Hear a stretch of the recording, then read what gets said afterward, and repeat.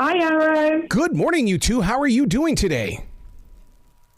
Good, thank you. How are you? Absolutely fantastic. Boy, you guys are really moving in the direction of creating some serious water cooler conversation. Oh, my God. The Confessions of Frannie Langton. Oh, my God. That's what I like to hear, Arrow. It's, this is the stuff that we like. We love a good murder mystery series, not just a movie. We need the series for our binge watching addiction. Amen. Now, Karla, what was it like for you to be on this set? I mean, what was there really a giant mansion or a farm? I mean, because it looks so authentic. Yeah, it was a dream come true. We filmed in some massive manors in Leeds. A couple of them, and yeah, like you said, they were like incredible. They were like 100 times the size of me. It was great because the crew really transformed the whole set, and it really did feel like I was in 1800s with the costume and everything. And it was just a dream come true to be in a period drama.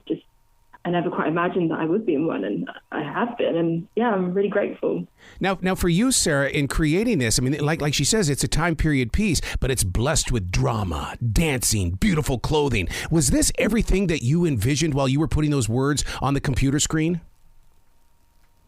Yes, like you said, this is a murder mystery that's designed to make you think. So I really, first of all, my job, I feel as a storyteller, is to entertain people, and I wanted it to work as a story. But also there is stuff there that people will be debating and will be challenged by and will be frustrated by. And I think that all comes out, and it comes out really because Karla Simone is just exceptional in the role. You know, she's really translated what I think is a really exciting but complicated character to screen with, a lot of nuance and subtlety and intelligence. And I'm just so proud that we've been able to do this. I keep saying it, but it's true. We have put a Jamaican woman into Jane Austen territory. I mean, when have you ever seen that before? I'm so proud that we've done that. I'm so glad that you say that about Karla Simone in the way that, because becoming Frannie Langton, I mean, it's more than just sharing the words. It's about body language and body movement. How did you evolve into that, Karla Simone? Honestly, without giving away too much of my tips and tricks, then people start noticing them. It was more just kind of figuring out the kind of life she lived and how she carried herself.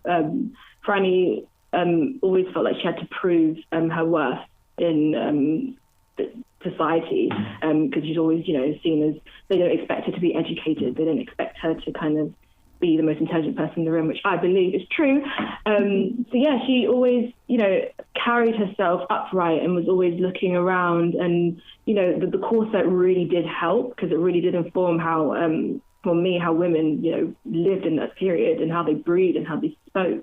And it just naturally happened. Her kind of posture, her arm, her shoulders like drawn back, and just kind of really fit with her commanding her space when she was in the room. Now, one of the things that listeners are going to wonder right now is that, okay, where do we find the Confessions of Frannie Langton? And I can easily say BritBox, but, where is that, and how can they put it on their flat screens? Well, I mean, BritBox, today is launch day, by the way, so premieres today, BritBox in the US, nice. Canada, South Africa, and other territories. We are so excited. And we hope your listeners are going to sign up, tune in. It's available to stream from today. Yeah. Yay. Karla Simone, when you're part of this new generation of the golden age of television, I mean, you are in the beginning of all of this. What is that like for you as an actress? And maybe you too are going to start writing and directing. Oh, God. Are you coming from my territory? Maybe one day I may dabble in that. But right now I'm sticking with the acting. I feel you want to get some more things under my belt. But I'm really grateful to be in this time. 10 years ago, this show wouldn't have been made. A lead woman and a lead black woman in a period drama who's Jamaican, it's set in London. It's incredible. And even having like intimacy coordinators, I'm just so grateful that I'm in a time where that's normal. And it should have been, but it isn't. Like, there's so many things that are being changed because of the people that came before me. And I'm so grateful that they were fighting for that change, because now I'm in a more safer environment where you feel, you can be more creative and you're not really, I don't know, under someone's thumb, I suppose. I mean, it's not completely great at the moment, but it's definitely changing. I'm very happy that I'm in this time period. I'm very grateful. Well, Sara, look at the way that it's grown, because in reality, the forbidden love and the drama and the murder mystery was always that thing we got on daytime soap operas. But no, because of your imagination, we get this when we want it on BritBox. Yeah. I mean, I think there is so much power in storytelling. And for me, I grew up kind of understanding my places in the world and trying to fill gaps about my sense of self and my understanding of the world with reading and with stories. I was really drawn to story very early. And I am old enough to remember a time when there was such a gap where I never saw people like me in those stories. Mm-hmm. And I think that tells you something about who the world considers to be valuable. I remember as a little girl, like gobbling down Ebony magazine because that was the only place where I would see Black women. Yep. And it is changing, as Karla Simone said. It's been so different for people in her generation. But the fact that we've done this, that we can tell a story that is accurate and truthful about Black history, but that doesn't reduce everything to suffering and stereotypes. It has mystery, it has spice, it has sex, it has romance, it has that kind of gothic, twisted, sort of dark, secretive tone to it. I think it's really a privilege to be able to do that. And it is, as Karla Simone said, because of the way people have paved the way for us to do this as storytellers. And I hope our show will pave the way for more period drama like this in the future. Well, it's setting the tone, a beautiful tone, especially on a day like today, because today is International Women's Day. And look at you, Karla Simone. On this day, a woman lead inside a show with a lot of twists. How do you prepare for the twists and the turns as an actress?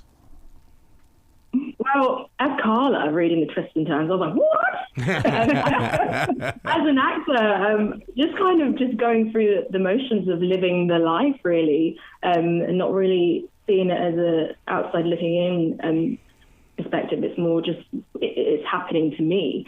So yeah, it was just living in the moments that Sara wrote, and it was an emotional roller coaster. Like Frannie goes on like an incredible, crazy journey, and yeah, there was just so much to sink my teeth into as an actor that. Yeah, I just enjoyed the ride. Went for it. Well, Sara, as that writer and creator of the Confessions of Frannie Langton, for you to go back into this period piece of the 1800s, that meant you had to get rid of computers. That meant you had to get rid of this world that we're living in now. What was that like for you to go into? I'm not going to call it simpler times. I think those were harder times than what we're living even today. Way harder times. I mean, even just thinking about how people got their laundry done convinced me, if nothing else would, that I did not want to actually time travel back there. I will say it was incredibly difficult, and I have a rule now that I will not write anything unless it's contemporary, because it takes a lot of research. You have to, everything that you need to know about how to set a scene, what people ate, what they wore, how they got around, has to be researched. But I kept in mind, and I think it's a really good idea to keep in mind when writing this kind of thing, that the way we dressed and what we ate might have been different, but human emotions stay the same. They're pretty constant and timeless. And for me, what drove this story was not the research, but it was really thinking about love. It was thinking about this character who would have this unbridled desire for not just love, but sex and romance and all this stuff that the world says she shouldn't have. She says it herself. That's what she's going after. And to me, that's universal. I think that's something we can all tap into, that feeling of your first love, which might not be good for you. It might be a little toxic. It might be self-destructive, but by God, you've got to have it. And that really powers this story for me. It just happens to be dressed in the kind of accoutrements of this time period. Oh, I can't wait to continue watching you grow with BritBox. Please come back to this show anytime in the future. The door is always going to be open for you. Oh, thank you. Thank you, and congratulations on this, because like I said, this is just the beginning of the first step of a brand new beginning. Oh, thanks, Sara. We hope so. It's been great to talk to you. Yeah.